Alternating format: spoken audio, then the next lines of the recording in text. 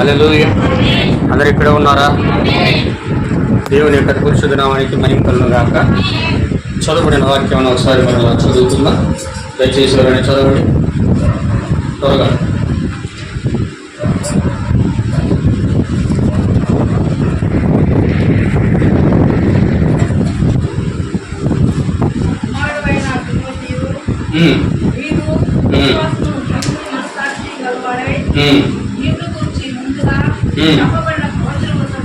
ఆమేన్.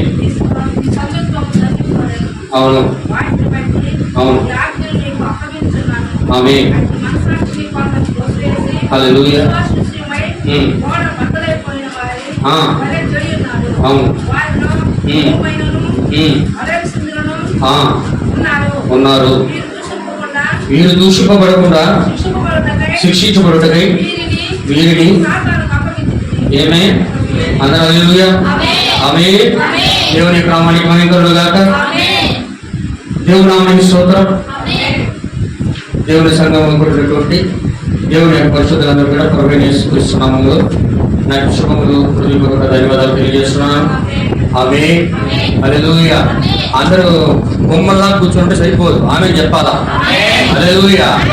దేవుని యొక్క నామాన్ని మహిమపరచడానికి వచ్చినప్పుడు దేవుని యొక్క నామాన్ని మహిమపరచాలి. హల్లెలూయా. ఆ బొమ్మడు కూర్చొని దిక్కులు చూస్తుంటే కుదరదు. ఎందుకు వచ్చింది? ఎందుకు వచ్చారు ఇక్కడికి? దిక్కులు చూడడానికి వచ్చారా? దిక్కులు చూడడానికి వచ్చారా? హల్లెలూయా. దిక్కులు చూడడానికి రాలా? ప్రార్థన చేస్తుంటే కళ్ళు తెలుసుకొని చూడటం, అందరు పాటలు పాడుతాం, నోరు మూసుకొని నోరు పాటలు పడతాం, వాళ్ళ చోట ఎంత పడతారు చూడడానికి మనం రాలే ఇక్కడికి. మనం ఎందుకు వచ్చాం? దేవుని మహిమపరచడానికి వచ్చాం. ఆమేన్. దేవుని మహిమపరచడానికి దేవుని మహిమపరచాలా? దేవుని కనపరచడానికి దేవుని కనపరచాలా? దేవుని కనపరిచిన సమయంలో దేవుని కనపరచుకుంటా నువ్వు నోరు మూసుకుంటే ఎందుకు వచ్చినట్టు సంఘానికి? ఎందుకు వచ్చినట్టు సంఘానికి చెప్పండి? ఎందుకు వచ్చినట్టు? హల్లెలూయా. దేవుని మహిమపరచడం మహిమపరచాలా? హల్లెలూయా. దేవుని క్రమానికి మహిమ కలుగును గాక. కాబట్టి అందరూ కూడా నా ప్రియమైన సోదరి సోదరులారా, దేవుని యొక్క వాక్యాన్ని జాగ్రత్తగా గమనించండి. మీరు కానీ తిమోతి రాసిన పత్రిక మొదటి పత్రిక 1వ అధ్యాయములో అపోస్తలుడైన పౌలు గారు తిమోతికి పత్రికను రాస్తూ మొదటి పత్రికను రాస్తూ మాట్లాడుతూ ఉన్నాడు. ఏమి మాట్లాడుతున్నాడు? నాకు పేజ్ నేను ఒకసారి దయచేసి పేజ్ చెప్పండి. హల్లెలూయా. 190. దేవునికి స్తోత్రం. గమనించండి నా ప్రియమైన సోదరి సోదరులారా, మీరు కానీ గమనించినట్లయితే ఇక్కడ మాట అంటున్నాడు, నా కుమారుడైన తిమోతి, నువ్వు విశ్వాసమును మంచి మనసాక్షి కలిగిన వాడివి. నేను గురించి ముందుగా చెప్పబడిన ప్రవచనములు చొప్పున ఈ మంచి పోరాడమే వాటిని బట్టి ఈ ఆజ్ఞ నీకు అప్పగించున్నాను. అట్టి మనసాక్షిని కొందరు త్రోసివేసి విశ్వాస విషయమైన ఓడ బద్దలైపోయిన వారి వలె చెడి ఉన్నారు. వారు ఉమేయులను అలక్ష్యంలో ఉన్నారు. వీరు దూషింపబడకుండా శిక్షింపబడటమే వీరిని నేను సాతానుకు అప్పగించినది. ఆమేన్. దేవుని యొక్క నామానికి మహిమ కలుగును గాక. అపోస్తలుడైన పౌలు గారు ఇక్కడ సంఘంలో జరుగుతున్నటువంటి కార్యాల గురించి అని మాట్లాడుతున్నాడు. హల్లెలూయా. దేవుని యొక్క నామానికి మహిమ కలుగును గాక. మీ అందరికీ తెలియాల్సిన సంగతి ఏంటంటే, దేవుని యొక్క సంఘములో అపోస్తలుడైన పౌలు గారి సంఘంలో కొన్ని కార్యాలు జరిగాయి, కొన్ని ఇబ్బందులు జరిగాయి. దానికోసం ఆయన తిమోతి, పాస్టర్గా ఉన్నట్టు తిమోతికి ఆయన పత్రికలు రాస్తూ సంఘంలో వారు ఇలా ఉన్నారు అని ఆయన తిమోతి తోటి హెచ్చరిస్తూ ఉన్నాడు. ఆమేన్. హెచ్చరిస్తూ ఉన్నాడు. ఇక్కడ కానీ మీరు జాగ్రత్తగా గమనించినట్లయితే మీరు ఆ యొక్క ప్రవక్త అంటారు, ఎప్పుడు కూడా దేవుని యొక్క ఏర్పాటు, దేవుని యొక్క పిలుపు, దేవుని యొక్క ముందు నిర్ణయంలో ఉన్న వ్యక్తి ఎన్నడూ కూడా దేవుని యొక్క వాక్యానికి వ్యతిరేకంగా ఎన్నడూ కూడా ప్రవర్తించడు. హల్లెలూయా. వ్యతిరేకంగా ఎన్నడూ కూడా ప్రవర్తించడు. ఎందుకంటే వాక్యంలో మనం చూస్తున్నది ఏంటంటే, ముందుగా చెప్పబడిన ప్రవచనముల గురించి పోరాడుట. ఆమేన్. దేనికోసం పోరాడాలంట? పౌలు గారు దేని గురించి పోరాడాలంటున్నాడు? ముందుగా చెప్పబడిన ప్రవచనము కొరకు పోరాడుట. హల్లెలూయా. ప్రవచనం అంటే జరగబోయే విషయాన్ని ముందుగా చెప్పినప్పుడు, ఆ ప్రవచనము నెరవేర్పు జరుగుతున్నప్పుడు దానికోసం ఎవరి కొరకైతే ప్రవచనాలు చెప్పబడ్డాయో ఆ ప్రవచనం సంబంధించిన వ్యక్తులు పోరాడాలా. హల్లెలూయా. అందరూ వింటున్నారా? చెప్పబడిన ఏ వ్యక్తుల గురించి అయితే చెప్పబడిందో ఆ వ్యక్తులు పోరాడాలా. దేని కొరకు అంటే ముందుగా చెప్పబడిన ప్రవచనం కొరకు పోరాడాలా. హల్లెలూయా. నువ్వు పోరాడకపోతే, నీకు పోరాటం లేకపోతే నీకు చెప్పబడిన ప్రవచనాలు, ఆ వాగ్దానాలు నువ్వు వాటిని పొందుకోలేవు. నువ్వు ఓడిపోతావు. హల్లెలూయా. నువ్వు ఓడిపోతావు ఈ లోకంలో. నువ్వు ఆ ప్రవచనం కొరకు ఏం చేయాలంటే నువ్వు పోరాడాలి అని అపోస్తలుడైన పౌలు గారు తిమోతితో హెచ్చరిస్తా ఉన్నాడు. హల్లెలూయా. ఎందుకంటే మీరు చూడండి, ప్రతి ఒక్క వ్యక్తికి, నిజమైన ఒక వ్యక్తికి, పిలుపు ఏర్పాటు ఉన్న వ్యక్తికి ఏముండాలంటే ఒక దర్శనం ఉండాలా. అందరూ వింటున్నారా? ఏముండాలా? దర్శనం ఉండాలా. దేవుని గురించిన దర్శనం ఉండాలా. దేవుని గురించిన పిలుపున్న వ్యక్తికి ఏర్పాటు ఉండాలా. అందుకే పేదరు గారు మాట్లాడుతూ ఏమంటున్నాడంటే, సహోదరులారా, మీ పిలుపును, మీ ఏర్పాట్లను మరీ నిత్యము చేసుకున్నది అంటున్నాడు. హల్లెలూయా. దేవుడు నిన్ను పిలిస్తే, దేవుడు నిన్ను ఏర్పాటు చేసుకుంటే అది నువ్వు నిత్యముగా నన్ను దేవుడు పిలిచాడు, దేవుడు నన్ను ఏర్పాటు చేసుకున్నాడు అనేటప్పుడు నీకు ఒక దర్శనం కలిగి ఉండాలి. హల్లెలూయా. ఎందుకంటే మీరు కానీ గమనించినట్లయితే నా ప్రియమైన సోదరి సహోదరులారా, గమనించినట్లయితే ఒక పావురానికి దర్శనం ఉంది. పావురానికి ఒక దర్శనం ఉంది, కానీ కాకికి దర్శనం లేదు. హల్లెలూయా. పావురానికి దర్శనం ఉంది, కాకికి దర్శనం లేదు. కానీ చేపకి దర్శనం ఉంది. అర్థం కాదని చెప్తున్నా, చేపకు కూడా దర్శనం ఉంది. హల్లెలూయా. ఎందుకంటే చేపకు దర్శనం ఏంటంటే, ఈ చెరువులో నేను ఉన్నాను, ఈ చెరువులో నేను నివసించాలి, ఈ చెరువులో నీళ్లు ఉన్నంత కాలం ఇక్కడే ఉండాలి నేను. హల్లెలూయా. ఈ నీళ్లు నేను దాటి పక్కకి వెళ్ళిపోతే నేను ఎక్కడన్నా చిక్కుకుంటూ చనిపోతాను. ఆమేన్ అని ఆ చేపకు దర్శనం ఉంది కనుక ఆ చెరువుకి సంబంధించిన నీళ్ళలోనే నివాసం ఉంటుంది. అది దానికి సంబంధించిన దర్శనం. హల్లెలూయా. అలాగే గొర్రె కూడా ఒక దర్శనం ఉంది. వింటున్నారా? ఏముంది? గొర్రె కూడా ఒక దర్శనం ఉంది. నేను గడ్డే తినాలి. ఏం తినాలి? గొర్రె ఏం తినాలా? గడ్డి తినాలా? గడ్డగా తినాలా? హల్లెలూయా. ఆయన గొర్రెలు ఏమి తినాలా? ఆయన వాక్యాన్ని తినాలా. అంతేనా? గొర్రె నా గొర్రెకి చాలా అందమైన గొర్రె, నేను కొన్నాను, దీన్ని 10,000 పెట్టి కొన్నాను, ఇది చాలా ముద్దు వస్తూ ఉంది, దీన్ని బాగా నేను పెంచుకుంటా ఉన్నాను, ఇది నన్ను చూడడానికి చాలా అందంగా కనపడతా ఉంది, కాబట్టి ఈ గొర్రెకి నేను ప్రతిరోజు బిర్యానీ పెడతా అంటే బిర్యానీ తిందది. తింటదా? చెప్పండి. తింటే ఏమైతే చచ్చిపోతుంది. ఎందుకంటే గొర్రె ఏం చేయాలంటే గడ్డి తినాలా. హల్లెలూయా. అలాగే విశ్వాసి కూడా ఒక దర్శనం ఉండాలి ఈరోజు. హల్లెలూయా. ఏముండాలి? విశ్వాసకి దర్శనం ఉండాలా. హల్లెలూయా. నీకు దర్శనము లేకపోతే నువ్వు పోరాడలేవు. నీకు దర్శనం లేకపోతే ఇడియుడు దర్శనం లేకపోతే నువ్వు పోరాడలేవు, నువ్వు గెలవలేవు. హల్లెలూయా. నీకు దర్శనం ఉండాలి. నీకు దర్శనం ఉన్నప్పుడు ఏం చేస్తావంటే, దర్శనం గల కుమారుడు దేవుని వాక్యంలో నిలిచి ఉంటాడు. దేవుడు వాక్యం అన్నవాడు దాటిపోడు. వాక్యం కొరకే జీవిస్తాడు, వాక్యం కొరకే శ్రమ పడతాడు. దేవుడు ఏం చెప్తాడని ఎదురు చూస్తాడు, ఆ వాగ్దానం కొరకు ఎదురు చూస్తాడు. హల్లెలూయా. నీకు కానీ ఆ దర్శనం లేకపోతే నువ్వు ఏదో ఒక లోక సంబంధమైన కార్యాలలోకి వెళ్ళిపోయి తలకిందులైపోతావు. ఏమైపోతావు? తలకిందులైపోతావు. తలకిందులు లేకపోతే నీకు సమాధానం ఉండదు, నీకు సంతోషం ఉండదు, నీకు ఇంట్లో సమాధానం ఉండదు. నీకు ఒక రోగం కలిగిన వ్యక్తి, హల్లెలూయా, ఒక రోగం కలిగిన వ్యక్తి రోగం వచ్చింది అనుకో, అతడు ఏం చేస్తాడంటే ఎక్కువ మాట్లాడడానికి ఇష్టపడ్డు. అవును కదా? అవునండి. అతడు ఎక్కువ రోగం ఉంది అనుకో, అతడు మాట్లాడడానికి ఇష్టపడడు. హల్లెలూయా. ఎందుకంటే అతను ఒక ఇన్ఫెక్షన్ ఉంది, ఒక రోగం ఉంది, అతడు బాధిస్తా ఉన్నది అది. హల్లెలూయా. ఆ రోగం వల్ల అతడు సరిగా మాట్లాడలేకపోతున్నాడు, అతడు సరిగా నిలబడలేకపోతున్నాడు, అతడు సరిగా పక్కన మనుషులతో సమాధానంగా ఉండలేకపోతున్నాడు. అతడు ఏమంటే నన్ను ఒంటరిగా వదిలేయండి, నన్ను ఒంటరిగా వదిలిపెట్టండి. హల్లెలూయా. నన్ను ఒంటరిగా వదిలిపెట్టండి, నేను కాసేపు ప్రశాంతంగా ఆ రోగం ఎవరికి ఉండాలని అనుకుంటున్నా అని అతడికి ఆ రోగం తీరేంత వరకు సపరేట్గానే ఉంటాడు. హల్లెలూయా. అలాగే విశ్వాసి కూడా సమాధానం లేనప్పుడు, సంతోషం లేనప్పుడు మనుషులతో సరిగా మాట్లాడు, సరిగా ప్రశాంతంగా ఉండడు, దేవుడితో సమాధానంగా ఉండలేడు, సంఘంలో విశ్వాసంతో సమాధానంగా ఉండలేడు, సహోదరులతో సమాధానంగా ఉండలేడు, సహోదరులతో సమాధానంగా ఉండలేడు, వాక్యములకు ఏకీభవించలేడు. హల్లెలూయా. కారణం ఏంటంటే ఏదో ఒక రోగం లోపల ప్రవేశించింది. ఆమె ఎందుకంటే ఎప్పుడు వాక్యముతో నిలుచుకున్నప్పుడే ఆ వ్యక్తి దేవునితోటి విశ్వాసంతోటి సమాధానం కలిగి ఉంటాడు. ఆమె అతడు కానీ దేవుడితో గడుపుడు లోకంలోకి వెళ్ళిపోయాడు అనుకో, అతడు ఏనాడు కూడా సమాధానం ఉండలేదు. అందుకే నీకు ఎల్లప్పుడూ ఒక దర్శనం ఉండాలి. వింటున్నారా? ఏముండాలి సార్? దర్శనం ఉండాలి. దర్శనము లేని చోట మనుషులు కట్టులే తిరుగుదురు, అప్పుడు వాళ్ళందరూ కూడా నశించిపోతారు అన్నాడా లేదా? సామెతల గ్రంథం అన్నాడే లేదా? దర్శనం లేని చోట మనుషులు కట్టులేక తిరుగుదురు, వారందరూ కూడా నశించిపోతారు. హల్లెలూయ. అందుకే మనిషి ఏముండాలా? ఖచ్చితంగా దర్శనం ఉండాలి. హల్లెలూయ. అందుకే పావురానికి దర్శనం ఉంది కాబట్టి ఏం జరిగింది? అందరూ వింటున్నారా? ఆమేన్. పావురానికి దర్శనం ఉంది కాబట్టి ఏం జరిగింది? పావురానికి దర్శనం ఉంది కాబట్టి నోవహు ఏం చేశాడు?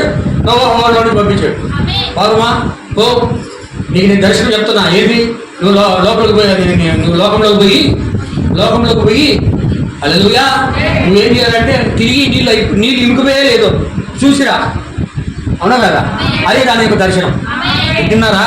అది వెళ్ళింది, తిరిగింది, వచ్చినప్పుడు ఏం తెచ్చింది? అది నోట్లో ఒలివా ఆకు తెచ్చింది. అంటే ఒలివా వాక్కు తెచ్చింది. అర్థమవుతుందా? ఏం తెచ్చింది? ఒలివా వాక్కు తెచ్చింది, వాక్యాన్ని తీసుకొచ్చింది అది. హల్లెలూయా. దేవుడు సమాధానంగా ఉన్నాడు మనతోటి. దేవుడు మనతో సమాధానంగా ఉన్నాడు తెలియజేశాడు. హల్లెలూయా. ఆమేన్. మనకు దేవుడు సమాధానంగా తెలియజేస్తా ఉన్నాడు. దేవుడు లోకంతో సమాధానంగా ఉన్నాడు. అందుకే జలప్రలయం రాకుండా ఇటువంటి జలప్రలయం రాదని దేవుడు మనతో మాట్లాడాడు అని ఒలివాకం తీసుకొచ్చింది. హల్లెలూయా. కానీ కాకి దర్శనం లేదు. పంపిస్తే ఏమైంది? వెలుపటికి వెళ్ళింది. నీళ్ళు నేను చూసి అన్నాడు ఆయన. అవును కదా? లోకంలోకి వెళ్ళిపోయింది అది. హల్లెలూయా. ఏం చేస్తా ఉన్నది? బాగా ఎంజాయ్ చేస్తా ఉంది. పావురాన్ని తెలుసు నేను గింజలు తినాలని, కానీ కాకి తెలియదు నేను గింజలు తినాలని. అదేమనుకుంది? నేను గింజలు తింటా. హల్లెలూయా. నేను గింజలు తింటా, గింజలతో పాటు కాలంలో నా చుట్టూ ఉన్న విరివైన ఆహారం. ఎక్కడ చూసినా మృత కలేవరాలే, ఎక్కడ చూసినా జంతువులే, ఎక్కడ చూసినా మనుషులే. హల్లెలూయా. అందరూ వింటున్నారా? అన్నీ ఉన్నాయి. అని ఈ శవం మీద వెళ్తా ఉంది, ఇక్కడ నుంచి ఇంకొక శవం మీద వెళ్తా ఉంది, అక్కడ నుండి ఇంకొక శవం మీద వెళ్తా ఉంది. అలా వాళ్ళకుంటూ పోతానే లోకమంతా తిరుగుతూనే ఉంది. ఎందుకంటే లోకంలో శవాలని సెలవే లేదు నోవహు కాలంలో. అవునా కదా? చెప్పండి. ఆమేన్. దేవుని యొక్క నామానికి మహిమ కలుగును గాక. కానీ మళ్ళీ రెండోసారి పావురాన్ని పంపించాడు ఆయన. అది ఒలివ ఆకుని తీసుకొచ్చింది. మళ్ళా రెండోసారి పంపించాడు దర్శనం. ఈసారి నిజంగా ఒలివ ఆకు తీసుకొచ్చావు, ఈసారి కంప్లీట్గా దగ్గరలేదు, చూసి ఇక్కడ ఆబాకు నువ్వు పావురమా, ఒకసారి మొదటిసారి వచ్చావు కానీ రెండోసారి రాబాకు అని దర్శనం నుంచి పంపించాడు నోవహు. హల్లెలూయా. కానీ రెండోసారి పోయినప్పుడు దానికి దర్శనం ఉంది కాబట్టి మరలా తిరిగి రాలే. అవునా కదా? అట్లాగనే ఒక విశ్వాసికి ఒక దర్శనం అంటే ఉండాలి. దర్శనము లేకపోతే నువ్వు ఎన్నడూ కూడా రక్షించబడలేదు. ఆమేన్. హల్లెలూయా. సరి కూర్చున్నాయినా దేవుని యొక్క నామానికి మహిమ కలుగును గాక. కాబట్టి నా ప్రియమైన సోదరులారా గమనించండి, ఇక్కడ అపోస్తలుడైనటువంటి పౌలు గారు మనకు 7 సంఘకాలాలు ఉన్నాయి.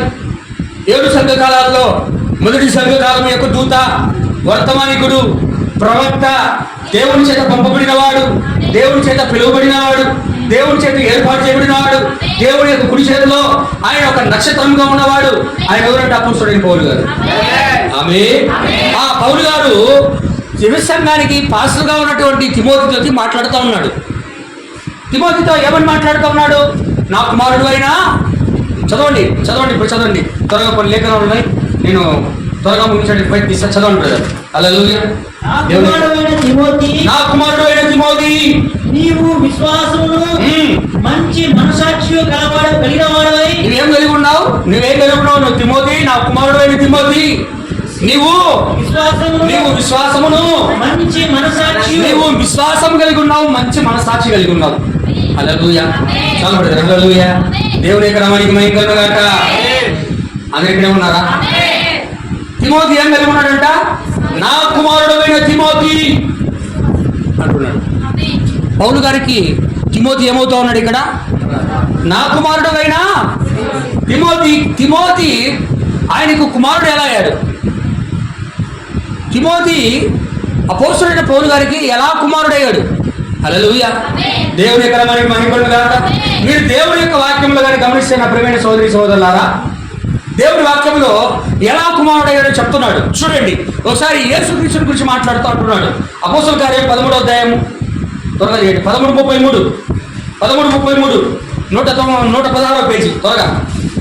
దేవుడికి స్తోత్రం. దేవుడు యేసును లేపి పితరులకు చేసిన వాగ్దానమును, పితరులతో వాగ్దానం చేశాడు ఆయన. ఏమని వాగ్దానం చేశాడు దేవుడు? చేసిన వాగ్దానమును మన పిల్లలకు నెరవేర్చి ఉన్నాడని మేమును నీకు సువార్త ప్రకటించున్నాం. అవును. అలాగే నీవు నా కుమారుడవు, నేడు నిన్ను కంటిని. చాలు బ్రదర్. హల్లెలూయా. ఏమంటున్నాడు అక్కడ? నీవు నా కుమారుడవు, నేడు నిన్ను కంటిని. ఆమేన్. అందరూ వింటున్నారా? కంటినే కుమారుడు అవుతాడు. హల్లెలూయా. కంటినే ఏమవుతాడు? ఒక కుటుంబంలో ఒక వ్యక్తి ఉన్నాడు. ఆ వ్యక్తి ఆ కుటుంబంలో పుడితేనే ఆ వ్యక్తి కుమారుడు అవుతాడు. హల్లెలూయా. దేవుని యొక్క నామానికి మహిమ కలుగును గాక. ఇక్కడ తిమోతి ఏమవుతున్నాడంట? పౌలు గారికి క్షమించండి, అపోస్తలుడైనటువంటి యేసుక్రీస్తు వారు, ప్రభు అయిన యేసుక్రీస్తు వారు గురించి, ప్రభు అయిన యేసుక్రీస్తు వారి గురించి మాట్లాడుతూ ఉన్నాడు. దేవుడు ఏమని మాట్లాడుతూ ఉన్నాడు? చెప్పండి, ఏమని మాట్లాడుతూ ఉన్నాడు? ఏమని మాట్లాడుతున్నాడంటే, ఇదిగో నీ పితరులతో చేయబడినటువంటి వాగ్దానమును దేవుడు జ్ఞాపకం చేసుకొని ఆ వాగ్దానములన్నీ కూడా ఈ దినం నెరవేర్పు చేసి ఉన్నాడు. ఎవరికి నెరవేర్పు చేశాడంట? పిల్లలకు నెరవేర్పు చేశాడు. హల్లెలూయా. అందరూ వింటున్నారా? అందరూ వినాలా దగ్గర? హల్లెలూయా. పిల్లలకి వాగ్దానం నెరవేరుస్తున్నాడు. తల్లిదండ్రులకు వాగ్దానం చేశాడు. ఏమని వాగ్దానం చేశాడు ఆయన? ఇదిగో శ్రీ సంతానంగా ఆయన వస్తాడు, ఇదిగో చక్రంలో చక్రముగా ఆయన వస్తాడు, ఇదిగో నా వంటి ప్రవక్తగా ఆయన వస్తాడు, ఇదిగో ఆయన ఇటువంటి కార్యాలు చేస్తాడు, ఆయన మాటలు వినను, ఆయన మాట వినవాడు సర్వజనుల నుండి నాశనం అయిపోతారు అని మాటలు ఆయన మాట్లాడాడు. అవునా కదా? హల్లెలూయా. ఆ చెప్పబడిన పితరులతో చేయబడినటువంటి వాగ్దానములన్నీ ఇక్కడ ప్రభువైన యేసుక్రీస్తు వారి కాలంలో ఆయన పిల్లల కాలంలో నెరవేర్పు చేస్తున్నాడు. ఆయన ఆయన పిల్లల కాలంలో ఏం చేస్తున్నాడండి? నెరవేర్పు చేస్తున్నాడు. నెరవేర్పు చేసినప్పుడు యేసుక్రీస్తుని గురించి మాట్లాడుతూ, ఇదిగో యేసు ప్రభు వారి గురించి మాట్లాడు, ఇదిగో నీవు నా కుమారుడు, నేను నిన్ను కలిగి ఉన్నాను. దేవుడు ఎలాగన్నాడు? చెప్పండి, దేవుడు ఎలాగన్నాడు? మనలా కనలేదు. వింటున్నారా? ఈరోజు మనము ఎలా పుట్టాం? మనందరం ఎలా పుట్టాం? చెప్పండి, స్త్రీ సంతానంగా, క్షమించండి, స్త్రీ పురుషుల సంతానంగా పుట్టాం. అవునా కదా? హల్లెలూయా. చివరి వారం మనం చూసాం, పోయిన వారంలో ఏం చూసాం? శ్రీకన్నుడు కొద్ది దినములు గలవాడై ఎంతో కష్టపడి లోకంలో జీవించి చనిపోతాడు. అవునా కదా? అతడు కొద్దిగా దినములు గలవాడై జీవిస్తాడు. హల్లెలూయా. దేవుని యొక్క నామానికి మహిమ కలుగును గాక. మనం అందరం కూడా స్త్రీ పురుషుల సంతానం అయి ఉన్నాం. కానీ దేవుడు ప్రభువైన యేసుక్రీస్తు వారు స్త్రీ పురుషుల సంతానం కాదు. ఆయన యేసపు కుమారుడు కాదు, మరియ కుమారుడు కాదు. ఆమేన్. ఆయన ఎవరి కుమారుడు అంటే ఆయన దేవుని కుమారుడు. హల్లెలూయా. అందుకే దేవుని కుమారుడు అని బైబిల్లో రాయబడి ఉంటుంది. అందుకే దేవుని కుమారుడు అనబడిన ప్రవచనం బట్టి ఆయన దేవుని కుమారుడుగా పిలువబడ్డాడు. కానీ ఆయన దేవుని కుమారుడు కాదు, ఆయన దేవుడు అయి ఉన్నాడు. ఆమేన్. హల్లెలూయా. దేవుని యొక్క నామానికి మహిమ కలుగును గాక. కాబట్టి ఇక్కడ ఏమంటున్నాడంటే, ఇదిగో నీవు నా కుమారుడవు, నేను నిన్ను కలిగి ఉన్నా. ఎలాగన్నాడు ఆయన? ఆయన పరిశుద్ధాత్మ ద్వారా కన్నాడు ఆయన. ఆమేన్. ఎలా వచ్చాడు మరి గర్భంలోకి ఆయన? ఇదిగో కన్య గర్భవతి కుమారుని కనును, ఆయనకి ఇమానుయేలు అని పేరు పెడతారు. ఇమానుయేలు అనే పేరా? చెప్పండి, ఇమానుయేలు అనేది పేరా? ఇమానుయేలు అంటే అర్థమైంది దేవుడు మనకు తోడు అని అర్థం. అవునా కదా? చెప్పండి, ఇమానుయేలు అంటే అర్థమైందండి దేవుడు మనకు తోడు. హల్లెలూయా. అంటే ఇప్పుడు దేవుడు ఎలా తోడుగా ఉన్నాడు మనకి? ఎలా మనకు దేవుడు తోడుగా ఉన్నాడు అంటే, పరలోకంలో ఉన్న దేవుడే శరీరాలుగా మన పక్కన తోడుగా ఉన్నాడు. ఆమేన్. పరలోకంలో దేవుడుగా ఉన్న పక్కన శరీరాలుగా భూమి మీద రక్తమాంసంలో శరీరంలోకి వచ్చి ఆయన తోడుగా ఉన్నాడు. అందుకే పితరులు చేసిన వాగ్దానాన్ని ఈ భూమి మీదకి వచ్చినప్పుడు ఆయన పిల్లల యొక్క జీవితాలను నెరవేర్చి, ఇదిగో నీవు నా కుమారుడు, నేను నిన్ను కలిగి ఉన్నాను. ఆమేన్. అందుకు అర్థమవుతుందా? దేవునికి మహిమ చెల్లించాలి. హల్లెలూయా. హల్లెలూయా. దేవునికి స్తోత్రం. కాబట్టి ఇక్కడ వాగ్దానం చేసిన వాడు ఏమవుతాడంటే శరీరాలే వస్తున్నాడు. శరీరాన్ని ఇస్తున్నాడు. అలా యేసుప్రభు వారు ఈ యొక్క లోకంలోకి పుట్టడం జరుగుతా ఉంది, రావడం జరుగుతా ఉంది, ఆయన కనడం జరుగుతా ఉంది. అందుకే నీవు నా కుమారుడు, నేను నిన్ను కలిగి ఉన్నాను. అందుకే అపోస్తలుడైన పౌలు తిమోతిని గురించి కూడా మాట్లాడుతూ, అపోస్తలుడైన పౌలు గారు సంఘములో ఏర్పాటు చేసినటువంటి ఆయన పిలుపు ఏర్పాటున్న ప్రజల గురించి మాట్లాడుతూ ఆయన ఒక మాట అంటాడు. చదవండి చదవండి చదవండి. ఎక్కడ ఎక్కడ 1 కొరింథీయులకు రాసిన పత్రిక 4వ అధ్యాయం 14 నుంచి 17 వచనాల వరకు దయచేసి చదవండి. మొదటి కొరింథీ 4వ అధ్యాయం 14 నుంచి 17 వరకు. మిమ్మల్ని సిగ్గుపరచాలని కాదు గాని, ఏమంటున్నాడు చూడండి, మిమ్మల్ని సిగ్గుపరచాలని కాదు కానీ నా ప్రియమైన పిల్లలని, చూడండి ఏమంటాడు, నా ప్రియమైన పిల్లలని మీకు బుద్ధి చెప్పుటకు, మీకు బుద్ధి చెప్పడానికి ఈ మాటలు రాస్తున్నాను, ఈ మాటలు రాస్తున్నాను. క్రీస్తునందు మీకు క్రీస్తునందు ఉపదేశకులు 10,000 మంది ఉపదేశకులు ఉండొచ్చు, కానీ తండ్రులు అనేకులు లేరు. తండ్రులు మీకు లేరు అనేకులు. వింటున్నారా? హల్లెలూయా హల్లెలూయా. క్రీస్తునందు ఉపదేశకులు 10,000 మంది. ఓకే ఓకే బ్రదర్, ఇప్పుడు గమనించండి. క్రీస్తునందు ఉపదేశకులు అనేక మంది ఉండొచ్చు. 5,000 మంది ఉండొచ్చు, 10,000 మంది ఉండొచ్చు, 20,000 మంది, ఎంతమంది ఉండొచ్చు. ఉపదేశకులు అనబడే వాళ్ళు ఎంతమంది ఉండొచ్చు. హల్లెలూయా. కానీ నీకు తండ్రి అనబడేవాడు ఎవరు ఉంటారంటే నేను కన్నోడే. వింటున్నారా? ఎవరు ఎవరు ఎవరికి తండ్రి? నేను ఈయనకు పుట్టి ఆయన నాకు తండ్రిని చెప్పుకుంటే సమాజం చూసి ఏమవుతుంది? సమాజం చూసి ఏమంటుంది? నవ్వుకుంటారు. ఈ ఎవరికి పుట్టి ఎవరు నాయన అని చెప్పుకుంటున్నాడు వీడు. చెప్పండి, అవునా కాదా? హల్లెలూయా. దేవుని క్రమానికి మహిమ కలుగుగాక. ఇక్కడ కూడా పౌలు గారు అంటున్నారు, మీకు 10,000 మంది తండ్రులు ఉన్నాను, క్షమించండి, 10,000 మంది ఉపదేశకులు ఉన్నాను, మిమ్మల్ని కన్నాడు తండ్రి మాత్రం ఒక్కడే. ఆమేన్ హల్లెలూయా. ఆయనే దేవుడై ఉన్నాడు. వింటున్నారా? ఆయనే దేవుడై ఉన్నాడు. ఆయనే వర్తమానికుడై ఉన్నాడు. ఆయనే సంఘ కాపరై ఉన్నాడు. హల్లెలూయా. దేవుడు వింటున్నారా? ఇప్పుడు ఇంకో కింద అంటున్నాడు, మాటలు గమనించండి. కింద అంటున్నాడు చూడండి, ఎలా ఉన్నాడు అంటే ఆయన క్రీస్తు యేసునందు ఎలాగన్నాడట? క్రీస్తు యేసునందు సువార్త ద్వారా నేను మిమ్మల్ని కన్నాను. ఎలాగన్నాడు పౌలు గారు? చెప్పండి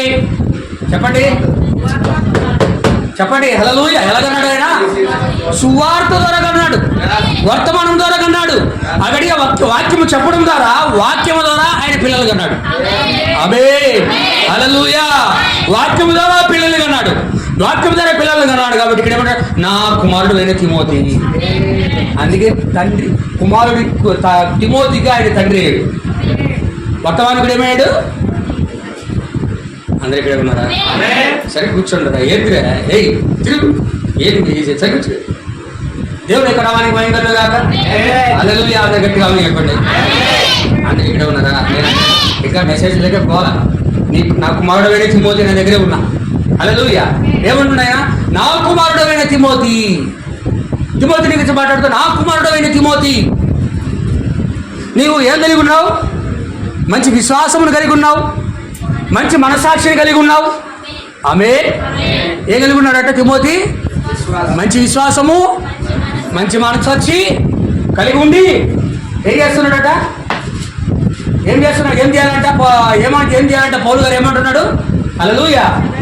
నీ కొరకు ముందుగా చెప్పబడిన ప్రవచనముల కొరకు నువ్వు పోరాడాలని నేను నీకు ఈ రాత్రి రాయించున్నాను. ఆమేన్ హల్లెలూయా. నీకు ముందుగా చెప్పబడిన ప్రవచనాల కొరకు నువ్వేం చేయాలా? పోరాడాలా. ఆమేన్. దేవుని యొక్క నామానికి మహిమ కలుగుగాక. ఎందుకు? ఆయన మాత్రమే ఆయన కుమారుడు అంటున్నాడు. కింద మనస్సాక్షి లేని వాళ్ళు ఉన్నారు, కింద విశ్వాసం లేని వాళ్ళు ఉన్నారు, కానీ వాళ్ళ కుమారుడు అన్నంలే.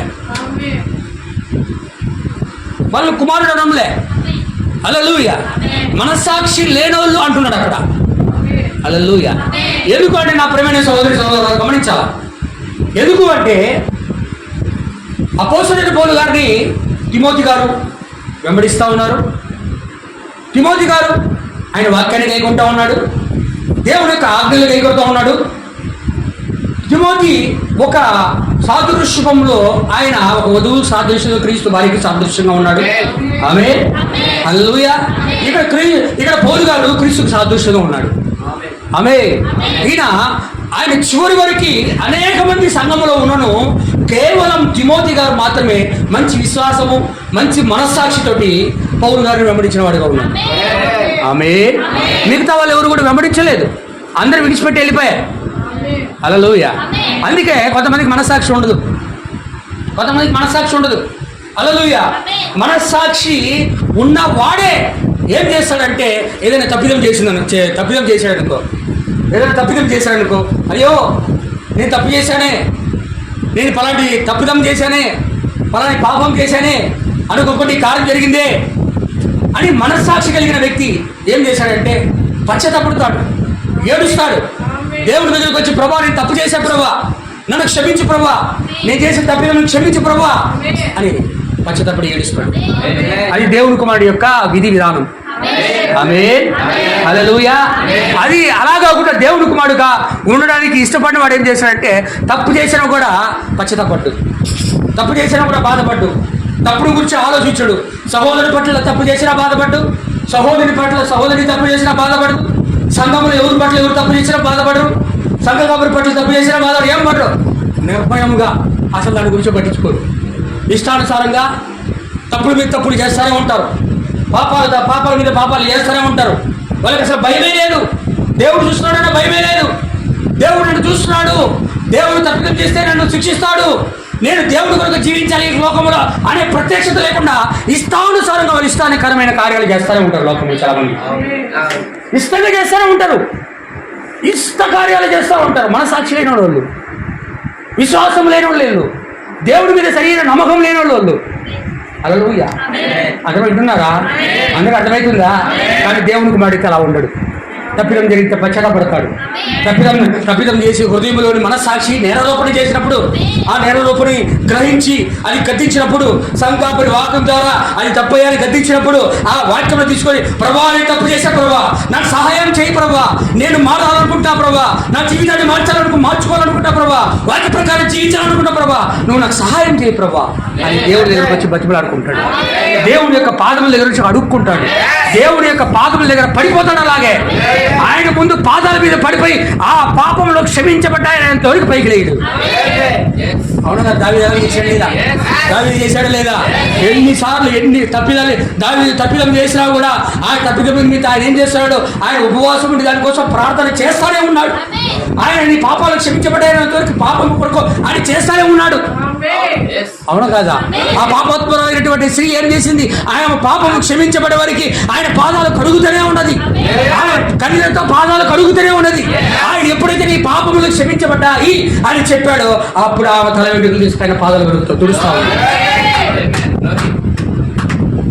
మనం కూడా ఈరోజు ప్రభు దగ్గరికి వచ్చి మనం తప్పు చేస్తే పాపాన్ని క్షమించమని అడగాలి. ఆయన దగ్గర మనం వచ్చి అడగాల. మనం వచ్చేది ఎందుకంటే మనము ఈ లోకంలో తిరుగుతూ ఉంటాము కాబట్టి, లోకంలో మనం ఎక్కడంటే అక్కడ అనుకోకుండా తప్పిదాలు చేస్తుంటాం కాబట్టి ప్రభు దగ్గరికి వచ్చి మనం అనుకోకుండా చేసి తప్పిదాలను క్షమించమని దేవుడు అడగడానికి మనం దానికి సగానికి వస్తాం, సర్దిద్దుకోవడానికి దేవుడి దగ్గరికి వస్తున్నాం. ఎందుకంటే ఈ శరీరంలో ఏమి లేదు, ఈ మృతమైన శరీరంలో ఏమి లేదు, ఈ క్షమింపని శరీరంలో ఏమి లేదు. హల్లెలూయా. ఏమి లేదు. ఎందుకంటే ఈ శరీరంలో రక్తమాంసాల శరీరం ఒకటే పాపమైనది. ఇది గర్భంలో నుంచి ఎంత పాపమైనది. మనం పాపంలో చేత అపరాధముల చేత చచ్చిన వారమైనాం. ఆయన దేవుడు మన యొక్క వాక్యం చేత మన పైకి లేపాడు, మనం నిలబెట్టాడు. పైకి లేపి ఆయన వాక్యంలో నడవమని మనకు బోధిస్తా ఉన్నాడు, మనకు తెలియజేస్తూ ఉన్నాడు, మన తప్పిదాలు తెలియజేస్తూ ఉన్నాడు, మన నేరాలు తెలియజేస్తూ ఉన్నాడు. మన తీర్పులోకి పోకుండా మనలోని దాటి ఆయన యొక్క జీవములకు ప్రవేశించాలని మనకు బోధిస్తా ఉన్నాడు. అందువరకు మనం దేవుని ఈరోజు వెంబడిస్తా ఉన్నాం. ఆమేన్. హల్లెలూయా. మనకు అర్థమవుతున్నదా? దేవుని గుణానికి మహిమ కలుగును గాక. కానీ ఇక్కడ అనేక మంది మనస్సాక్షి లేని వాడు పౌలు గారి సంఘంలో ఉన్నారు. వాళ్ళు ఎవరట? హోమియోనో, అలెక్సాంద్రు, ఇంకొకడు తేమాగోడు ఉన్నాడు, ఇంకొక చోట తేమాగోడు ఉన్నాడు. వింటున్నారా? తేమాగోడు ఉన్నాడు. మనస్సాక్షి లేని వాళ్ళు.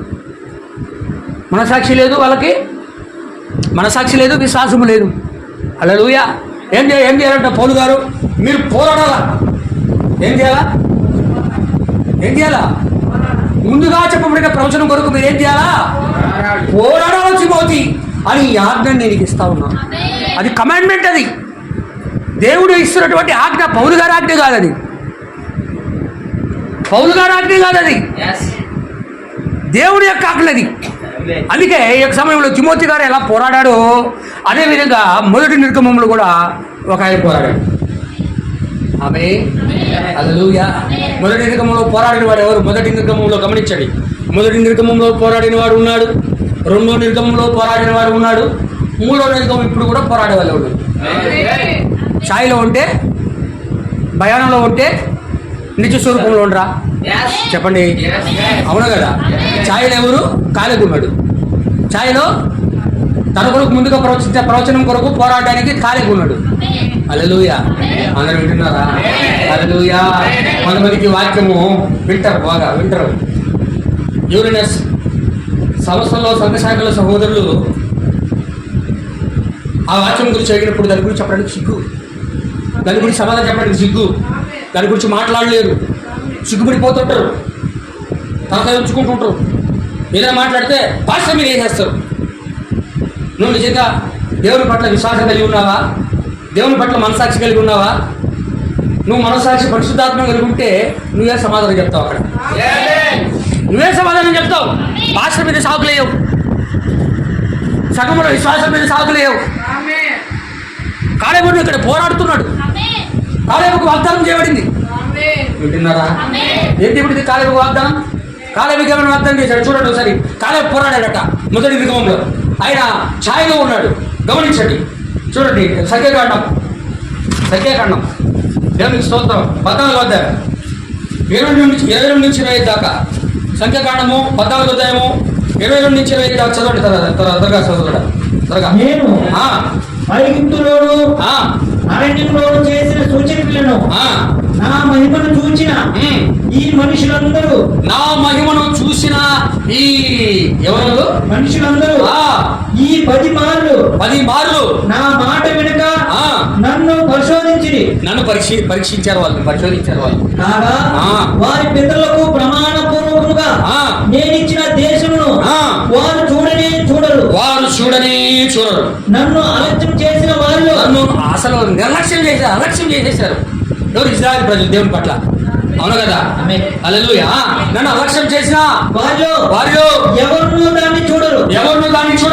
నా సేవకుడైనా కాలేబు మంచి మనస్సు కలిగి పూర్ణ మనసుతో నన్ను అనుసరించిన హేతువు చేత అతడు పోయిన దేశంలో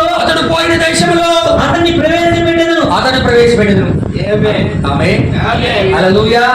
ఇప్పుడు కాలేబు కోసం చెప్పబడే ప్రవచనం ఏంది? అక్కడ ఆ ప్రజలందరూ కూడా దేవుణ్ణి బాధపెట్టి, దేవుని యొక్క వాక్యాన్ని నిర్లక్ష్యపరిచి, ఆయన మహిమను వ్యక్తపరిచి, దేవుని చేత అన్ని మేలు పొందుకొని, హల్లెలూయా, ఏం చేశారంటే వాళ్ళు దేవుని నిర్లక్ష్యం చేసేశారు. ఆయన వాక్యాన్ని నిర్లక్ష్యం చేసేశారు. ఆమె కానీ కాలేబు మాత్రం ఏం చేశాడు? నిండు మనసుతో దేవుని వెంబడించాడు. ఆమె నిండు మనసుతో ప్రభువును వెంబడించినందుకు, దేవుడు ఏం చేశాడంటే ఆయనకు వాగ్దానం చేశాడు. ఆయన ప్రవచనం ఇచ్చాడు. ఆయన ఆమె ఏమని ప్రవచనం ఇచ్చాడయా? వారు ప్రవేశించారు కానీ కాలేబు నీవు మాత్రం ఆ యొక్క వాగ్దానంలో ప్రవేశిస్తావు. అది ఆయన కొరకు చేయబడిన ప్రవచనం. వింటున్నారా? ముందుగా చెప్పబడిన ప్రవచనం కొరకు ఏం చేయాలంటే పోరాడాల. వాళ్ళందరూ పోరాడలేదు. హల్లెలూయా. వాళ్ళందరూ కూడా 20 లక్షల మందిలో 2 తప్పించి మిగతా వాళ్ళందరూ పోరాడలేదు. కానీ చెప్పబడిన ప్రవచనం కొరకు కాలేబు ఏం చేస్తున్నాడు? మంచి పోరాటం కొరకు ప్రవచనం తీసుకున్నాడు. దేవుని యొక్క ప్రవచనాన్ని తీసుకున్నాడు. దేవుడు ముందుగా చెప్పాడు. వింటున్నారా? హల్లెలూయా. దేవుడు చెప్పాడు, ఇదిగో ఎవరైతే నిర్లక్ష్యంగా ఉన్నారో, ఎవరైతే అవివేకంగా చిన్నపిల్లలాగా ప్రవర్తించారో, ఎవరైతే దేవుని కుమార్తెగా సరిగా నివసించలేదో, ఎవరైతే భయపడ్డారో, ఎవరైతే వాగ్దానాన్ని విశ్వసించలేదో, ఎవరైతే వాగ్దానాన్ని పట్టుకోలేదో, ఎవరైతే దాన్ని వెంబడించలేదో, ఎవరైతే దేవుని విశ్వాసం ఉంచలేదో, నమ్మకం ఉంచుకోలేదో, దేవుని మనసాక్షి కలిగి లేరో, వాళ్ళందరూ కూడా అరణ్యంలో నశించిపోతారు. వాళ్ళందరూ కూడా చచ్చిపోతారు. వాళ్ళందరూ కూడా వాగ్దాన దేశంలోకి వెళ్ళరు. కానీ నా కుమారుడైన కాలేబు మాత్రమే. ఆమె ఇదిగో ఆయనకి ప్రవచనిస్తున్నా, నేను ఆయనకు వాగ్దానం చేస్తున్నా, నేను ఆయన మాత్రం ఖచ్చితంగా ఆ యొక్క వాగ్దానం దేశంకి వెళ్తాను. ఆమె హల్లెలూయా. ముందుగా చెప్పబడిన ప్రవచనం ఇక్కడ కాలేబుకు ఉంది. వింటున్నారా? ఇప్పుడు వాగ్దానం ఏదైతే ఉందో దాన్ని పట్టుకొని యెహోషువ అందరికీ భూభాగాన్ని పంచిస్తున్నాడు. యోర్దాను దాటిన తర్వాత మీరు గమనించిన ప్రియమైన సోదరులారా, ఈ సంఖ్యాకాండ 14 అధ్యాయం 32 అధ్యాయంలో కాలేబు కనబడుతున్నాడు, కానీ తర్వాత యోర్దాను దాటి ఆ యొక్క వాగ్దాన దేశంలోకి వెళ్ళేటప్పుడు కాలేబు కనపడలేదు. ఎక్కడ కనపడలేదు? మీరు చదువుకోండి ఇంటికి కావాలంటే. హల్లెలూయా. అది ఎక్కడ కనపడలేదు. మరలా ఎక్కడ కనపడుతున్నాడు? యెహోషువ గ్రంథంలో కనపడుతున్నాడు. ఆమేన్, ఆమేన్. యెహోషువ గ్రంథంలోకి వెళ్ళాడు. యెహోషువ గ్రంథంలోకి వెళ్ళి దేవుడు తన చెప్పినటువంటి వాగ్దానమును, ఆ ప్రవచనమును పట్టుకొని యెహోషువ దగ్గర పోయి నిలబడుతున్నాడు. ఆమేన్, హల్లెలూయా. నిలబడి ఏం చేస్తున్నాడు? ఇదిగోయా, దేవుడు నాతో చెప్పిన ప్రవచనం ఉంది, వాగ్దానం ఉంది, దానికోసం నేను పోరాడతా, నేను నిలబడతా, దానికోసం నిలబడి ఆ యొక్క వాగ్దాన దేశాన్ని నేను పొందుకుంటా అంటే యెహోషువ ఆయన చూస్తే ఇశ్రాయేలు ప్రజలందరూ చూస్తారు. ఎవరు పస్తారం పాతలందరూ పోయారు వారణంగా. చూడు, చదువు 32 అధ్యాయం సంఖ్యాకాండం 11 నుంచి 13 దాకా చదవండి త్వరగా. దేవుని యొక్క నామానికి మహిమ కలుగును గాక. 20 ఏళ్ళు మొదలుకొని అభిప్రాయం కలిగి ఐగుప్తు దేశంలో నుండి వచ్చిన మనుషులలో అందరూ కూడా బాగా గమనించాలా. మొదటి నిర్గమంలో ఏదో జరుగుతుందో, 2 నిర్గమంలో అదే జరుగుతుంది, 2 నిర్గమంలో ఏదో జరుగుతుందో, 3 నిర్గమంలో ఇప్పుడు కూడా అదే జరుగుతుంది. హల్లెలూయా. ఏం చేస్తున్నాడు అక్కడ? 20 సంవత్సరాలు పైబడి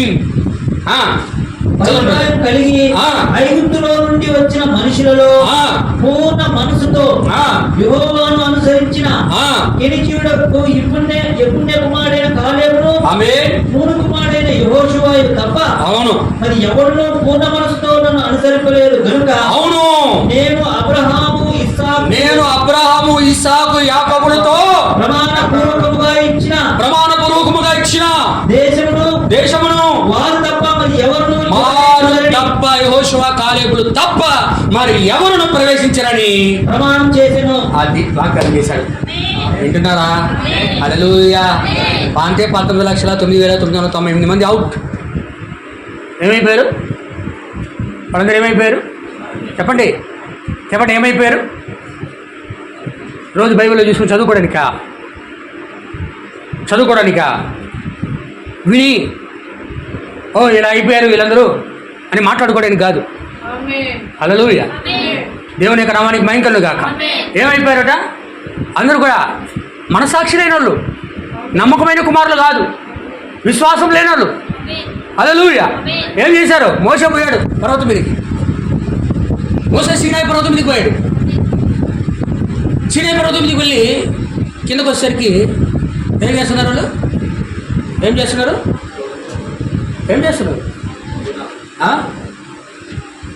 విగ్రహారాధన చేస్తున్నారు. విగ్రహారాధన చేస్తున్నారు. వీళ్ళు నమ్మకం ఇలా విశ్వాసం ఉన్నోళ్ళే దేవుడి మీద? చెప్పండి, విశ్వాసం ఉన్నోళ్ళేనా? హల్లెలూయా. దేవుని మీద మంచి మనసాక్షి కలిగి ఉన్న వాళ్ళేనా?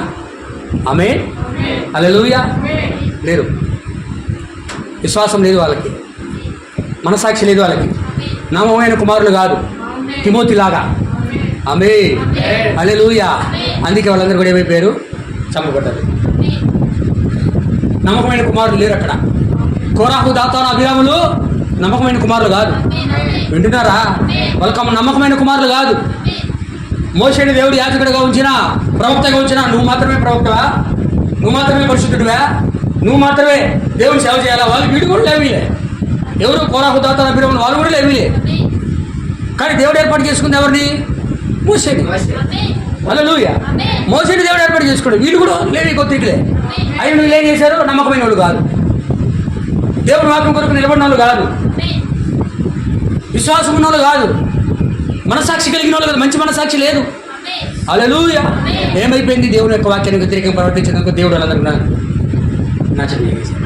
వాళ్ళందరూ కూడా చంపేసేసాడు. హల్లెలూయా.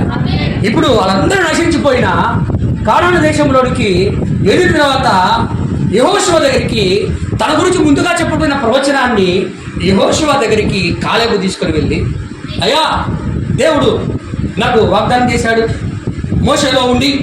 ఆ వాగ్దానం ఏంటంటే నీకు ఆ యొక్క స్వాస్థాన్ని నేను హెబ్రోన్ ఇస్తానన్నాడు.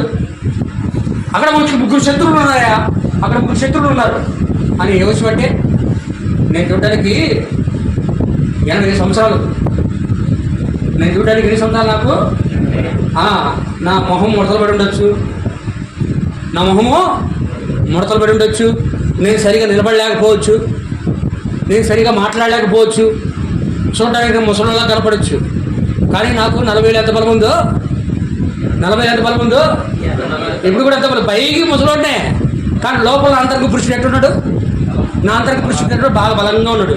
బయట ముసలోడ్నే, లోపల అంతరంగ పురుషుడు బాగా బలంగా ఉన్నాడు, బాగా లాభంగా ఉన్నాడు. బాగా యుద్ధం చేసి జయించగల పోరాడగల శక్తి నాకుంది.